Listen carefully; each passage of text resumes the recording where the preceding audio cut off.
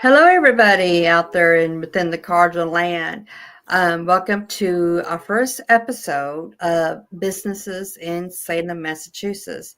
Now, reason why we're doing this podcast and many more is because Salem is like a second home to us. We've been there so many times we we ran out of fingers to count on. Okay, but our first business that we are going to focus on is a business um, owned by John Kozik, and it is a Ouija Witch Board Museum. It's the Salem Witch. And at Salem, Massachusetts. And John, welcome to the podcast. I'm so glad you're here. Thanks so much for having me. I appreciate it. This is great. So, first of all, give us a location in Salem. Yeah, Salem at 127 Essex Street, which is the main street in Salem if you haven't been there before. And I'm very close to Crowhaven Corner, which is the oldest witch shop in Salem. I'm actually the door to the right of them. But right on the main street where most of the stuff happens, if people watch videos of Salem in October, they see the chaos. We're that main street, Essex Street. Yeah. We was there last fall. So the first week in October. Yes. If you want to know who is talking there's Amy, you guys, from Behind the Witch's Veil, along with Nico as our co-host for tonight. So I guess the first question we want to ask you is, how did you get into collecting these Ouija boards? Like, why did you get intrigued by it? Yeah, I mean, my interest, really starts when my grandmother had passed away. I inherited her Ouija board. And as a kid, she used it. I'd spy on her through the window or top stair, and she really flew on the board. She could yell out letters and numbers quicker than people could write down what she was saying. But, I really didn't think too much about it until she passed away, and I inherited her board. Her board looks very classic looking, the couples in the corner, the full moon, the half moon. I think what a lot of people think of when they think of a Ouija board. But when I went online to learn more about it, I was exposed to about 500 different boards that I had never seen before. I had no idea that Ouija was actually a brand of talking boards and that there are other competitors. And so that really made me start collecting them. And it was a few years into collecting before I finally met some other collectors, and we all had the same passion for collecting and wanting to know the history of these things. So we started a group called the Talking Board Historical Society, which is a registered nonprofit, and we research, preserve, celebrate the history of these boards.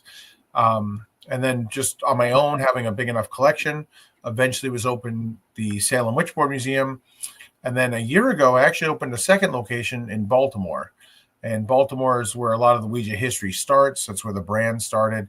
And so, I ended up then leaving my job of 22 years just so I could talk about the Ouija board all day. And I love it. And so it's really, I think if you come to the museum, if you've met me before, you can see I'm very excited to be able to talk about the Ouija board with anyone who's willing to listen. Yes, that is true. We've been there, of course. And you have quite a collection hanging up everywhere. Some of this collection is back in the early 1900s and has a lot of history. So what is one of the most, deep history that you have with one of your boards that you like to share? Well, deep history, the oldest board that I have is from 1890. And it's really before the Ouija brand existed. So, kind of Civil War, post-Civil War is kind of how spirit communication is evolving and coming around. And people are knocking and pointing the alphabet, waiting for knocks from spirits they claim they're communicating with. But it's not up until 1890 when a guy named Charles Kennard in Baltimore has the idea to mass produce one of these boards. He calls it just a witch board originally, kind of a generic name. And a few months later is when a woman named Helen Peters had asked the board what it wanted to be called, which it spelled back Ouija. And then she asked, what does it mean? It spelled back good luck. So I have one of these early boards, pre-Ouija, that Charles Kennard made. It's pretty rare. It's only 5 known to exist. So it's pretty amazing to have it there at the museum to really show people what these originally looked like before that Ouija name. Impressive.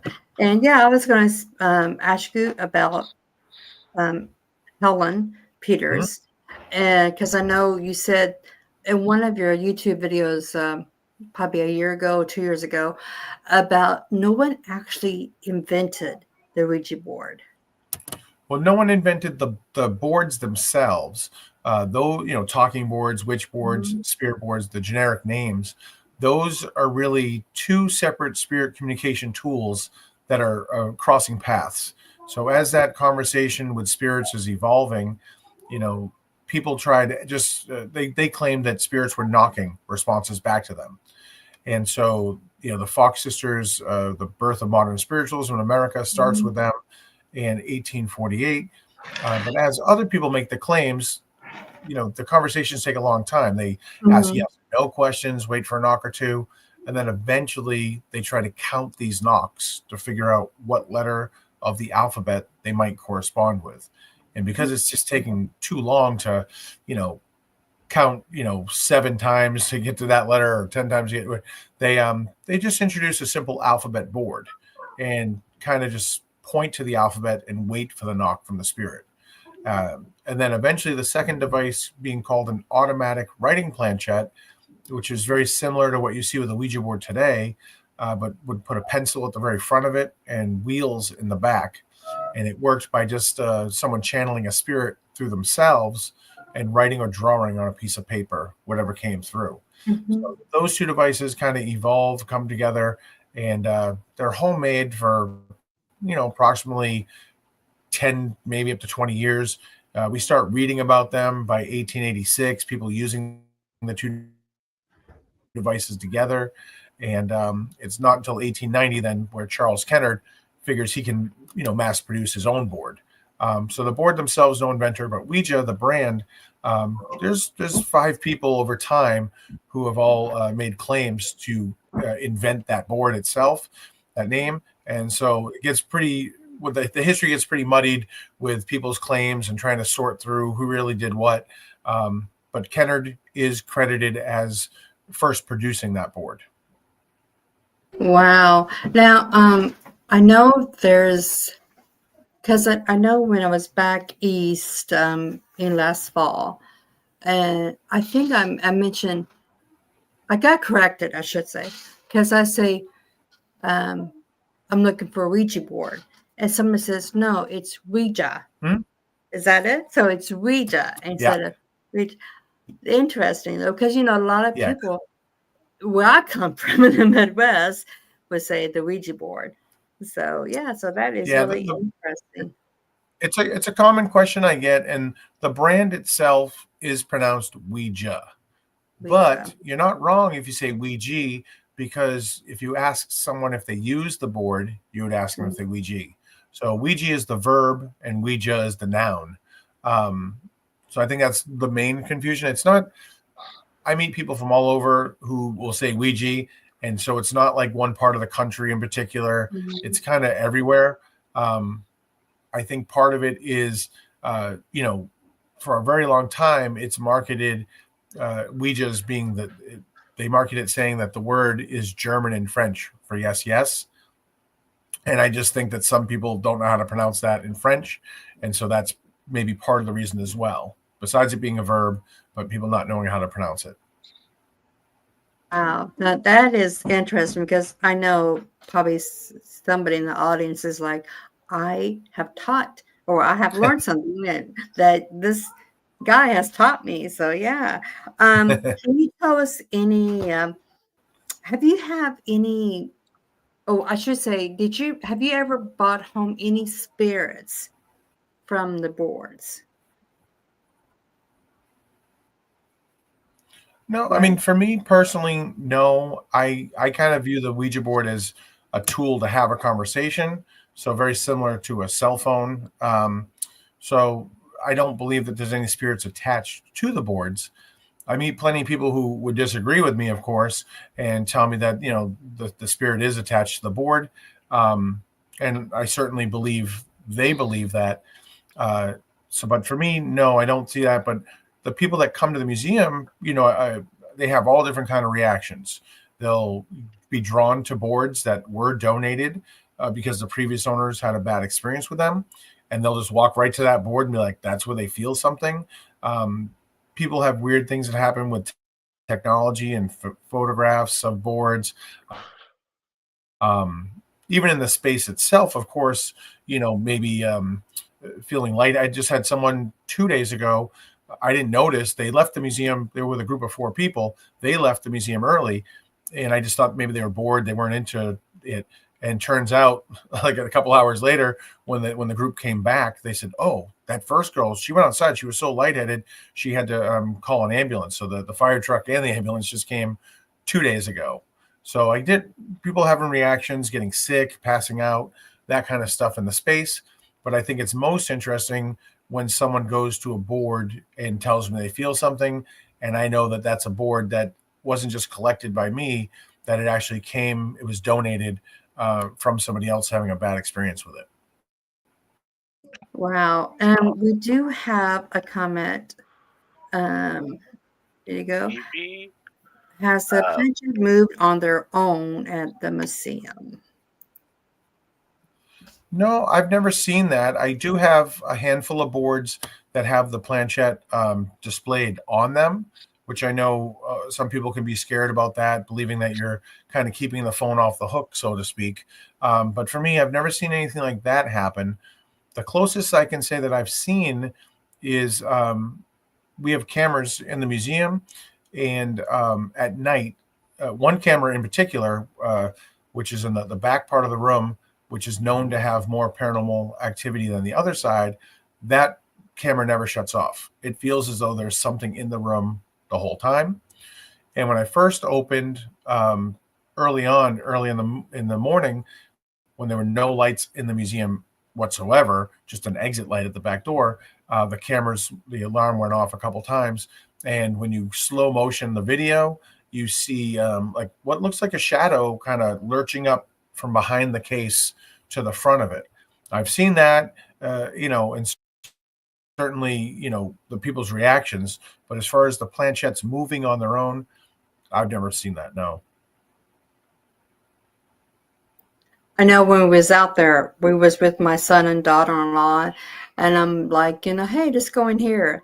And my son and my youngest daughter and myself, we do the board. Not quite a bit, but probably a few times a year. And she's been around with us while we do it, and stuff. And she's not really petrified of them, but she would not go in. She goes, "Oh, I'm feeling sick. I can't go in." I'm just like, "You're not feeling sick. You just don't want to go in." Now I know when we was out there, probably a year and a half ago, somebody came out almost crying out there because it was just something that said, "Oh, something was trying to attack me or something." And I'm looking at them like, seriously, But what I know, maybe they did or anything. But have you ever had customers that's just like, "No way, nah, I'm out of here," or "You're crazy, dude"? Yeah, I mean, You're acting them. I do. I mean, first of all, I do see people who come in who are very nervous to be around Ouija boards. And I'm very grateful that they want to come in and at least maybe face that fear and try to learn something more about it. I have people who have come in and immediately felt some kind of pressure or dizziness or sickness and have to leave, unfortunately. But, those things, I should point out that before the Ouija boards were even brought into the room, that space in itself has been known for paranormal activity. And so neighbors when I was setting the space up, I had probably a half a dozen neighbors come in and all tell me very similar stories that they had felt touched or pushed or scratched or, just had that presence of hearing things. And so that was there before Ouija boards even got brought in. So I don't contribute it to the Ouija boards at all if people feel that. I think that my energy, my positiveness towards these boards really comes through when I talk to people, and I think that would outweigh anything negative if they do feel that way. But certainly that does happen. People have reactions to it. Sometimes it's funny because they don't realize they had it. So, like I said, the back room is known for being more active, and some people, they might step a foot in, or they might just get to the threshold and not cross in. And it's not till I start talking to them about what some people experience that they realize, like, wait a minute, I didn't go back there. I was back there and I left there quick. They didn't realize their body had told them to get out. So that does happen as well. But being like super negative to the space, and maybe that doesn't happen. I meet people who are at least open to wanting to learn more, even if they feel uncomfortable. They still want to stick it out and try to learn something. Well, I know when we was, well, like I said, we go out there quite a bit. I know when I was there, and you was there too. And, you are a very positive person. You have, such energy that is just so lovely, So, nothing to be, I'm telling the audience, nothing to be scared of. When you go in there, I remember just go in there with a positive mind. It was like busy season, and I called you guys just to ask a question, and you guys were so positive and like kind to me. And a lot of people during like that kind of pressure, they don't give you like not a great presence on the phone. Yeah. Because October is, to me, it's tough. October is a it's a bad time. October is such a different beast in Salem. Everyone is very stressed, the workforce, and so you're seeing the most amount of people in 1 month. That's literally a year's worth of people for for that 1 month. And for me personally, I feel bad because if you come like this time of year, I mean, you can pretty much stay as long as you want, ask as many questions. There's really no pressure for time, and I love that. I like by being there and kind of telling stories, not just about the items, but I wasn't sorry, how the item was acquired or anything like that. I think it's a very special thing. I agree. I was just in Salem like a month ago. Yeah. And it's so much easier to get around and see everything and talk to everyone. Yeah. To me, I like the off season because it's not as crowded, not in the, not long lines. You can get around better without elbow to elbow and everything. And I think you can spend more time in the business and really actually look and talk to the owners, anything. So it's awesome. I was there this last October, and my brother's girlfriend was just near the museum, and she's like, I feel something weird, and I'm like, I think you're okay. I'm like, it's just Salem, you're fine. So with you are on a talking board society. That is so interesting. Can you tell us a little bit about it? Sure, I would love to. So it's a registered nonprofit, and like I said, we research, preserve, celebrate the history of these boards. And besides really, being the foremost research into this subject, through the president, Robert Murch, he's the one that uncovered Helen's story. So Helen, again, who named the Ouija, and she eventually proved it worked at the patent office, she was someone that was written out of history for over 100 years. And Murch uncovered her story. And so we've been able to, I suppose it started when we were looking for where Elijah Bond was buried.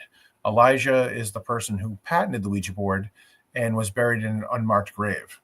And if you Google Ouija grave, you probably might be familiar with seeing it.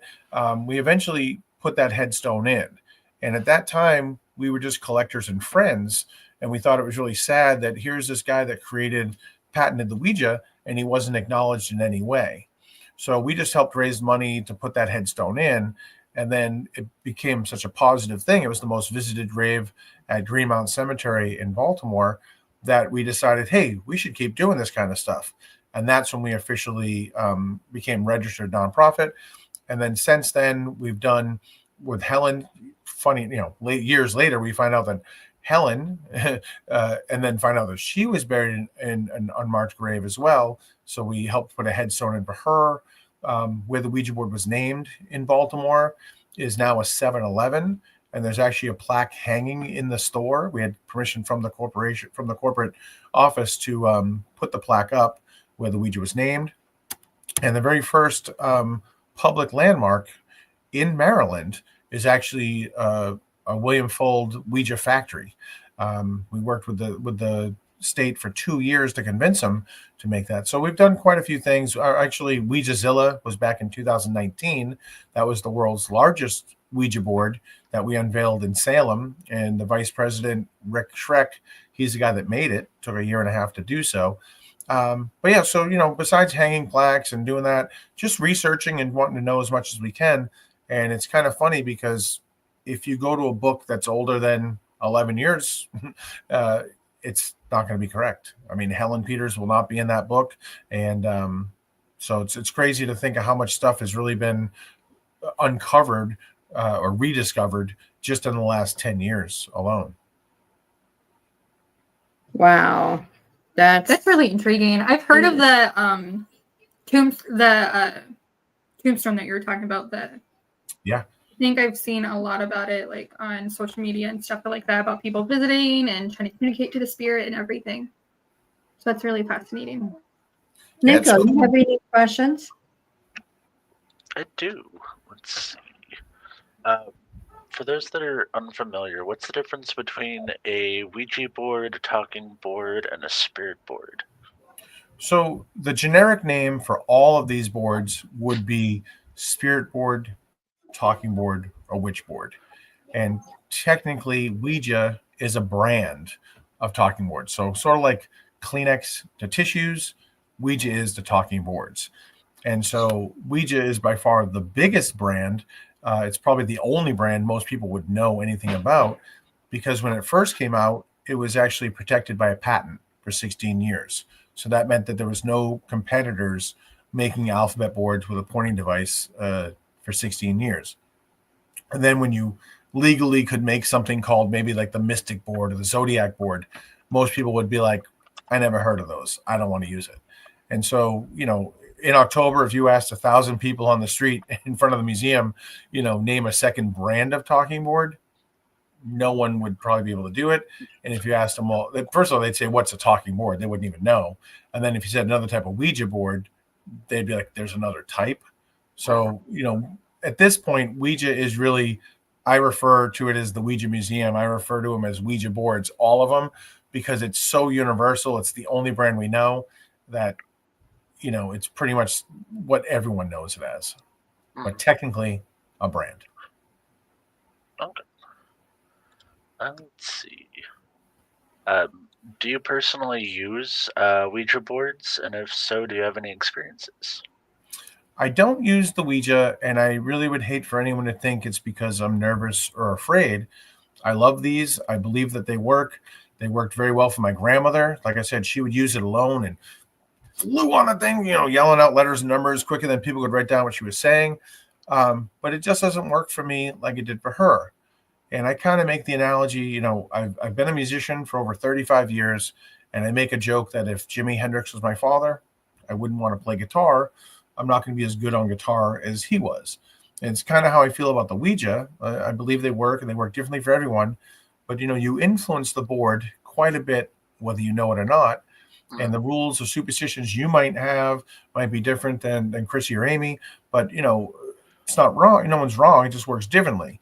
And so for me, I'm just very nervous it won't work at all for me, that I will influence into not working at all for me. You're meeting probably the only person in the world who makes a living talking about Ouija boards. And, by not using it means I can't tell you everything about them. I know a lot, but I can't tell you everything. So that doesn't make me the expert that either I think I am or other people might think I am. But to be honest with you, in the last couple of years, I've decided I will use the Ouija. I'm really just waiting to use it with my friend Karen. Karen is the secretary for the Talking Board Historical Society, and she's used the Ouija for over 50 years and never had a bad experience, got very positive, inspirational messages. And so I feel most confident if it's going to work for me, it'll work with her. Right on. I personally don't have an experience I could share in that way because I mean, I have used it when I was younger and things like that. But the one story I do like to tell is that the board didn't work very well for my mother. My mother, when she was about 12 years old, used the Ouija with her girlfriend Linda and my grandmother, and the board accurately predicted both of their future husbands' names, Lawrence and Dennis. That's really intriguing. I completely understand when you say like you're nervous that it won't work for you as well as her, because like my sister's really good with the Ouija board, but the Ouija board doesn't have like the same effect on like I do with it. And maybe pendulum or tarot might be more your thing or something else. I have always had experience with the paranormal, and she doesn't have as much experience. Like she's not as sensitive as I am, so it's just like different for both of us. Yep. I think it's because I kind of like doubt it in a way, you know. So I completely. To view it as it's a tool or like an instrument, and some people are like more naturally inclined to that specific tool versus others. Exactly. Like, that's some why I people mentioned. are really, really good.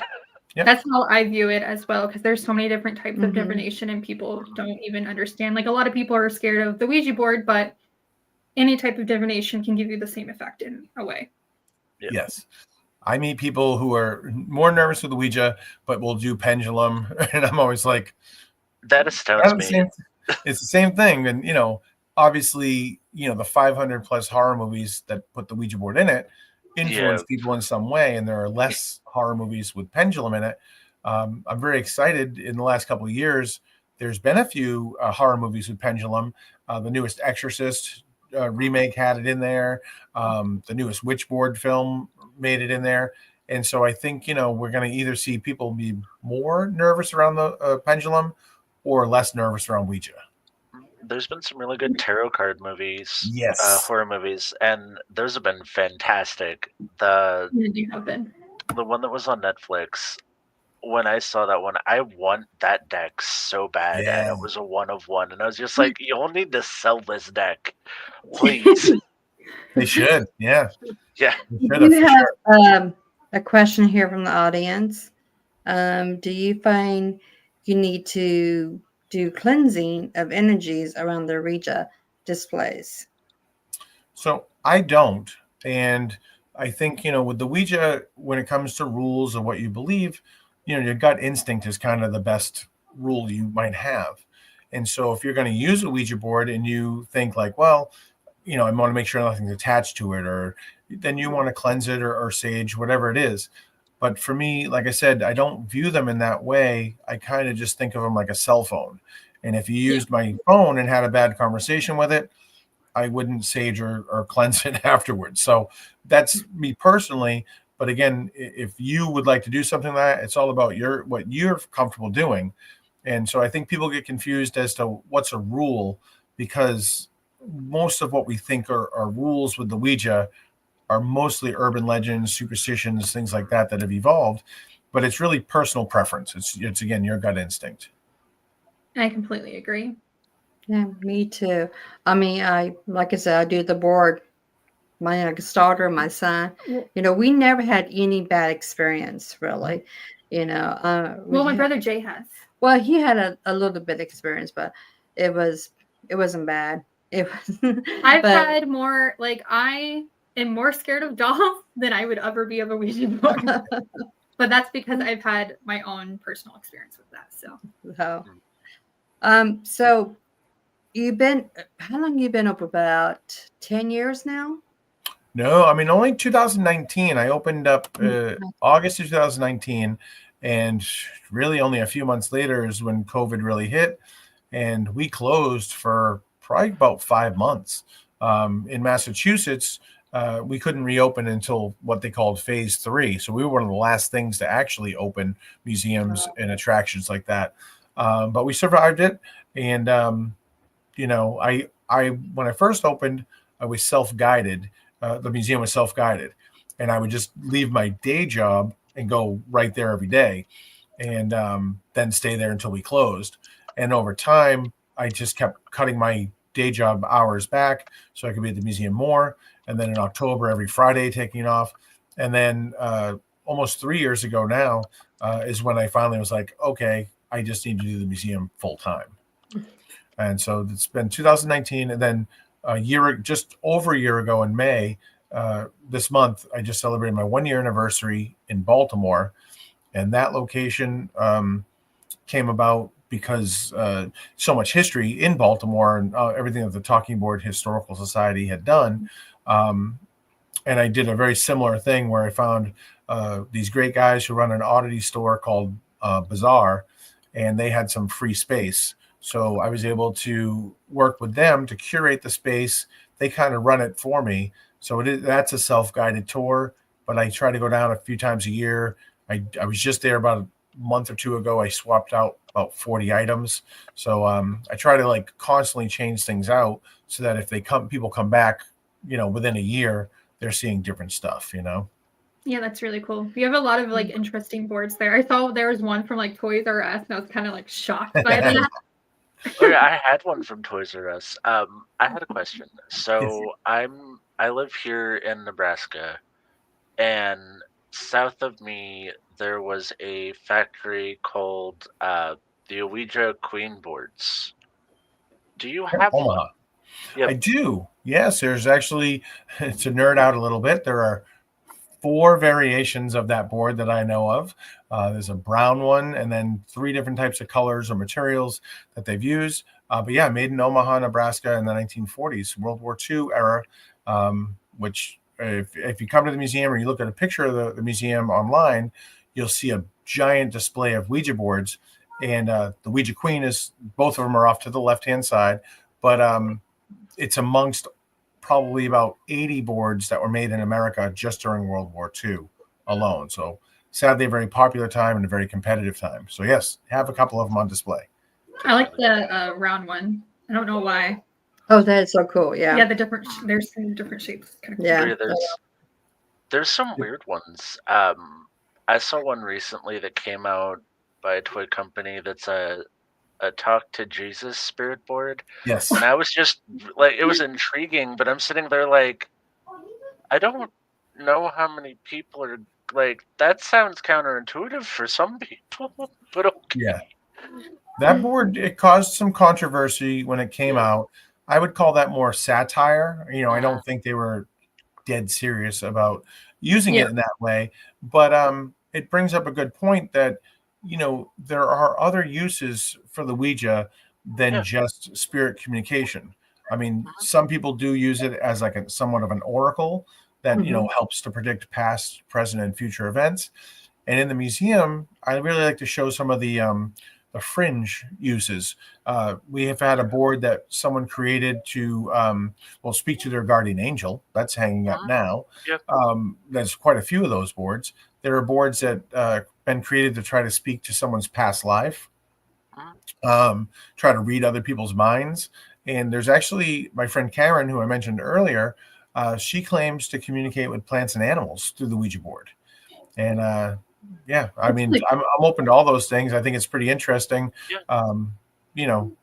I've never heard a Ouija story where I thought someone was lying to me. So I basically, I believe they've experienced whatever it is. So I kind of like these fringe boards to find out what the kind of conversations people had using them. Exactly. My sister was talking about an experience she had with my brother about communicating to like a corn spirit, which is kind of hilarious because we live in Iowa. Iowa's known for corn. Yeah.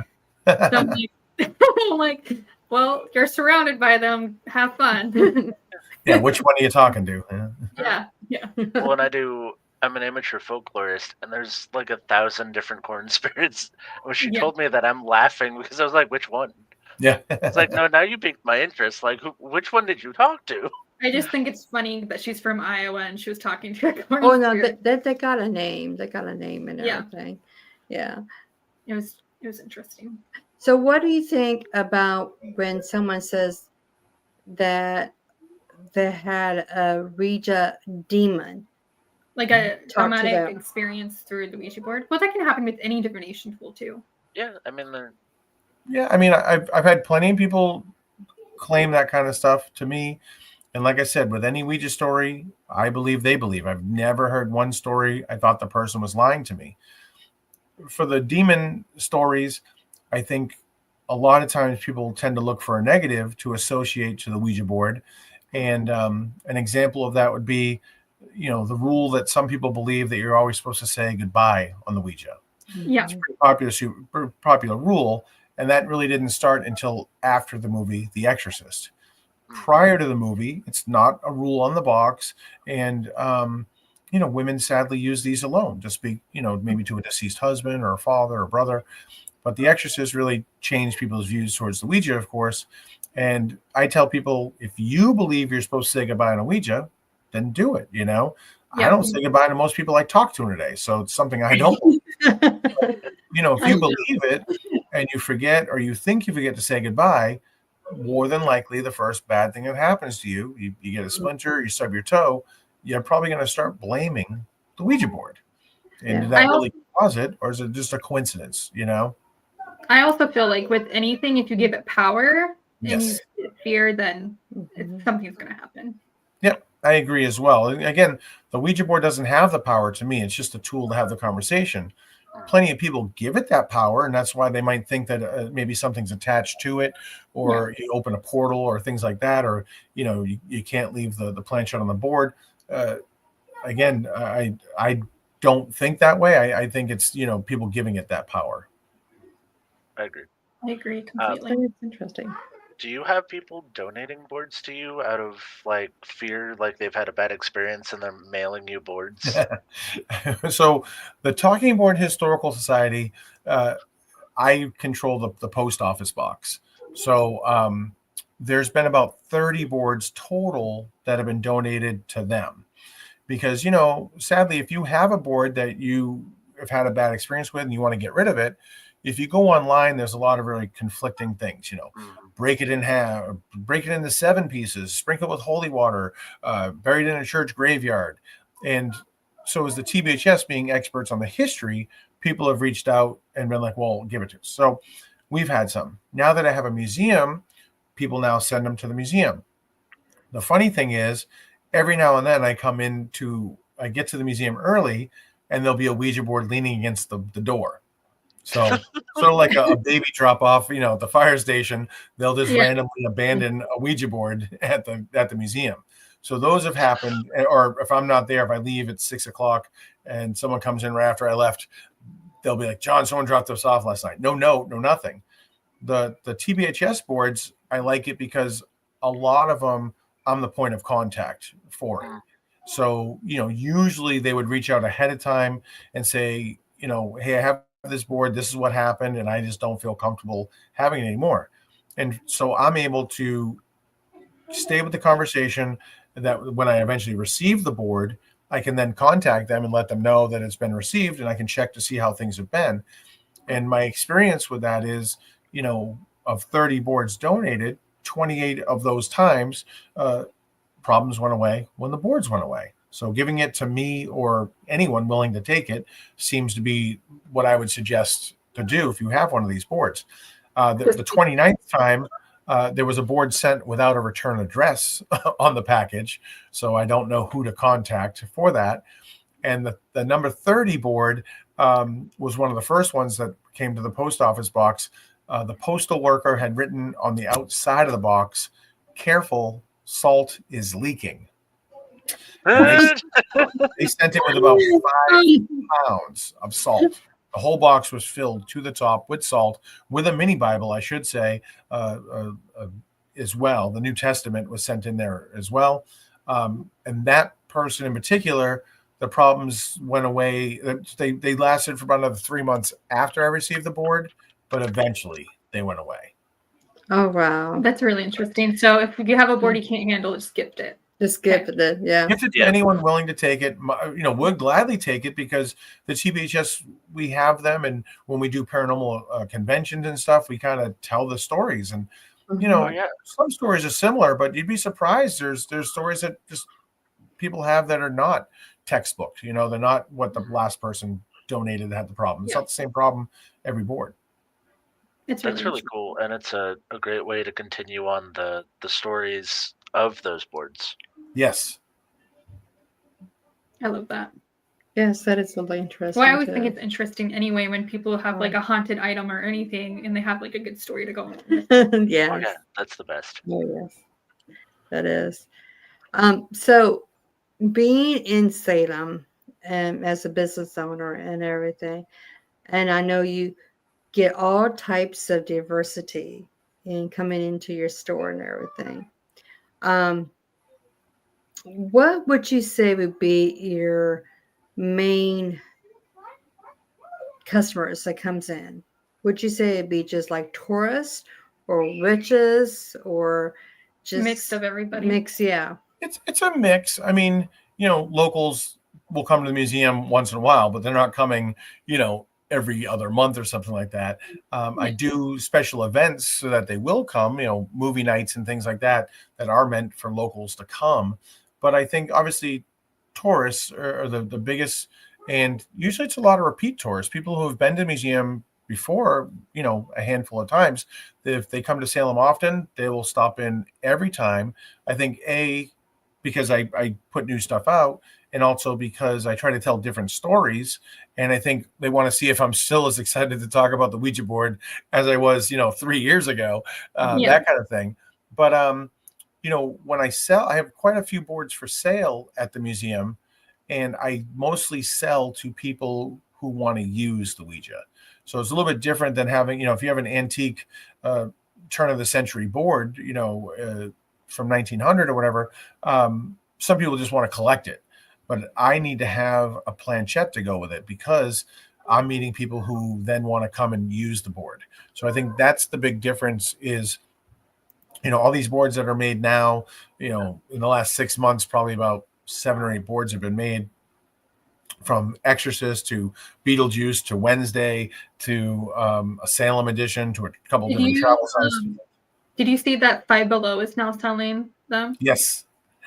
I had to go grab one the other day. I just did a post on Instagram a couple days ago. Those were making the rounds. My friend Becky Galentine, she had done a TikTok video about it, and it seemed like stores were selling out quick. And I met a woman I know. She's been to the museum before, but she specifically called me about having her kid's birthday party at the museum because she had gotten 10 of those boards. So she was hoping to give those out as gifts. That's so, I love that. That would be I would love that gift. I have 4 little boys and they're all into like spooky stuff, so I could see them trying to talk me into doing that. Yeah. All they have to do is come to grandma. I'll show them. I don't need that. You know, for $5, it's a nice quality piece. You know, it's thick, it lays flat. They shrunk the planchette down to fit the size of the board. And I like them because, you know, I call it like the travel size. You know, if you got a suitcase, it's going to fit in there no problem, you know. Cool. I think that's really, I like that. Yeah. I want to do like I'm thinking about going to TikTok. Well, doing a TikTok about going there and picking up one. Oh, and show people how they are. That's a good. You got to do it quick because they're disappearing from the shelves quick. I see a lot of videos, a lot of posts. I'm gonna hit up 2 cities and see if they have one because I know there's 2 Five Belows in Iowa City and Cedar Rapids. So. Oh, are they? Yeah. Oh, it'd be cool. Okay. And then I'll give it to my sibling.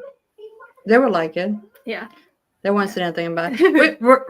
Our kids are not afraid of anything. We taught them early. Nice. I mean, they're raised up in this path, and so they see mom and dad do all kinds of.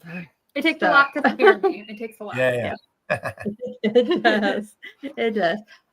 So how many boards do you approximately have in Salem?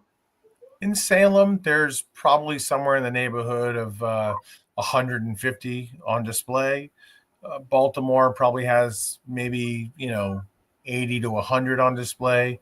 And then in the basement I'm in right now, there's at least 600 over there next to me. But, you know, so I have quite a few boards. I don't count them. I've never been a guy that counts, I don't know. But I'd roughly 800 or so that I would guess. And then I have a lot of the ephemera, the magazine, the covers, the ads, articles, a lot of things that eventually will go to a display, books, movies, all that stuff, because the boards are cool, but they don't tell the whole story. So I like to, if I can show a magazine like Saturday Evening Post, the best example, and seeing that Norman Rockwell picture of a guy and a girl using the Ouija board, it tells a whole different story that the board itself can't tell. You can see how people are using it, how risque it was during the 1920s, how, dating, kind of loving the Ouija board. So that in particular would be something that a board just by itself telling a story behind it, the visual of the magazine is way better. Wow. God, I had a question. I couldn't even imagine having that many boards. That's a lot. That's cool. That is a lot of board. Oh, we have a question from someone. Do you have a lot of homemade boards in the collection? I don't. I have a few that either friends have made for me or I've met the artist and I'm really into their stuff and I have it. It's not a huge part of my collection. I have my other friend Calvin. That's really what he specializes in is antique homemade boards. His thought process is if you took the time to make it, then you were making it to use. I don't have a lot of artisan boards. Some of them are better than others, and some of them, like if they're wood burned or something like that, they look cool, but they're not. It'd be difficult to use sometimes if they have like a deep gouge in it or something. The planchette's gonna kind of hit it like a speed bump, so to speak. But I think Etsy is a great place to grab those kind of boards. But as far as what I collect, I tend to stick with the mass-produced boards just because it tells a little bit different story. Most of the stories I tell. The homemade ones I'll probably get into more, especially I'd like to do an exhibit of it. I think it would be pretty fascinating for people to see just how different those boards are. Not just the materials, but the designs. And but as far as what I have here, not a lot. Maybe a dozen homemade boards. Have you ever thought about doing a book about the boards? Yeah, I would love to do a book. I would ideally want to work with somebody who has done a book in the past and do it that way. I'm not too opposed to self-publishing something. Being a musician, I've done probably about 50 records, and doing a record in a book is very similar to me, where you write a song, you record it. A book, you write the story, you print it. Getting it manufactured, but at this point in my life, with everything that's going on, I would rather just work with somebody else who can say, John, give us this story, and then we'll edit it, and we'll figure out the page count, we'll figure out the size, we'll figure out how many pages are going to be color. So I'd love to do a book, but right now there's nothing in the works for that.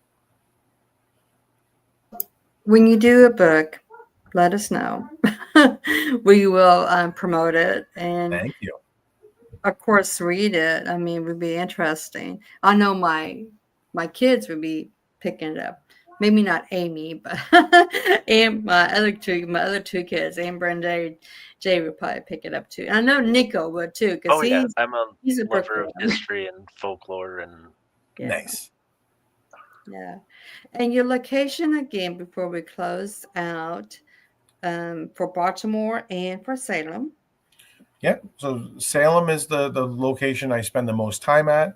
It's at 127 Essex Street in Salem, right downtown, the main street. And I'm usually there 11 to 6 every day. Might take a Tuesday or Wednesday off in the wintertime. But stop in, hear some stories there. If you can't make it to Salem, you can make it to Baltimore. I'm at 3536 Chestnut Street, right on the corner of 36. Sorry, the corner. I had to think about it a second. 36th, and right in the neighborhood called Hamden, and a store called Bazaar, Bazaar, and that's where I'm at. And next to Salem, you buy Crow Havens, that's Lorelei store now. Correct. Yep. Yeah, and which is one of the oldest witch stores. Yeah, And it's what Lori Cabot originally opened. Yeah, it's the. Yeah, Lori Cabot did Yep. open it, and then Lorelei took it over. Yes. Yep. And then you was between that store and what other store? Oh, on the other side of me is Why Not Swans. Why not? So Okay. I should probably point out that if you come to Salem and you go to 127 Essex, you have to walk through a Harry Potter store to get to me. So I'm not right on the street itself at 127. You walk into a Harry Potter store, and then you have to go see the clerk, who then allows you in the back room where I am. Yeah, I was thinking, because I was in my head thinking like, okay, I've been down that street many, many times. And it's like, okay, I know you can just pass it if you don't know actually where to go to, into. Yeah, that's why I was bringing it up. I go, what was the other store? No, I don't even think about that, but it's a little strange. But by doing so, it makes it that, people seek it out, or when they stumble upon it, they're like, wait, there's a Ouija museum behind that desk? What? And so I like that aspect of it, because it keeps the museum at a pace where I think everybody comes in, gets a lot of attention, and I can really kind of tell stories and not rush you out of there. And if I was on the street, it changes that dynamic a little bit more, where everyone can't get the same amount of time. It's got you got a lot more people coming through. And so, but yeah, Harry Potter store, the back of the store. Yeah. You got any more questions, Nick, before we call it a night? No, I think that's it. Wow. How about you, Amy? No, I think he answered everything. I'm definitely going to have to stop by there and say hi. Please do. I'd love to see you in person. Yeah. And make sure you mention your name, too. Yeah, I will. She'd be one of those shy women that just look around and not say anything. I'm like, probably, because I love history, I'll probably just be like in awe of everything. Trying to read everything. Always tell her, did you say hi? No. Like, I did better this last time I was in Salem. I said I talked to people. I got out of my bubble. She's shy though. Well, there's no reason to be shy back where I will make sure you will not be shy, because what I've learned with having a museum is I was a very shy person. And if I went to a museum, I wouldn't want to ask questions. I would feel like, oh, you should know that or whatever. And then now that I'm in the museum and I'm in my comfort zone and I love talking to people, I understand that some people might be a little shy. So I'll usually try to engage conversation by at least pointing out what they might be looking at, or, telling them something that one of the signs doesn't say. So I try to engage in that way, because, I think that when I do that, people are like, wow, I do want to hear more of these stories, from John. And so, but I understand people being shy. That was me up until I had a museum, and I was on the other side of it. Oh, yeah. That was me. Well, you know me. I would just go in there. Hey, John, how you doing? Yeah. Hey, you can't get to shut up. Probably, yeah. I'd be asking all these questions, and you'd be like, "Oh, would this woman just shut up and leave my store?" No, not at all. I love questions. When people ask me a question, especially like I know it's like, something I thought about for a while or whatever. I'm like, hell yeah, keep them coming. I want to be stumped. I want to, if I can't answer it, I'll gladly just tell you, oh, I don't know. I'll try to find out. I would never make something up, but I like that, because, I want to tell things that I think people are most interested in hearing. And if you want to hear about something deeper, I want to know. I want to be able to tell you that. So that'd be my husband. I would be asking you questions, but my husband would be like, just on you all the time, like, okay, what's this? How about this? He doesn't shut up. He can, like it says, I take me someplace, he talked to a perfect stranger for about 10 to 15 minutes. It's like, who are you talking to? Like to? a half hour. So, but John, thank you so much for coming on. And my pleasure. I love your museum and everything. I do advise everybody to, when you're out in Salem, Massachusetts, if you ever get out there, please stop in. Say hi to John. Tell John, hey, I saw you on Within the Cauldron podcast. And buy a board or ask some more questions. I think he would love to answer you. Absolutely. And I appreciate the people that asked the questions tonight. I love that. So thank you for those as well. So just give us a few minutes while we go off the air. And I just want everybody to subscribe, like, and share. And we'll see you next time. Blessings all. Great Goddess, I am so thankful to have you guiding me, protecting me. I am so thankful to have you guiding me, protecting me. I am Great Goddess, I am so thankful to have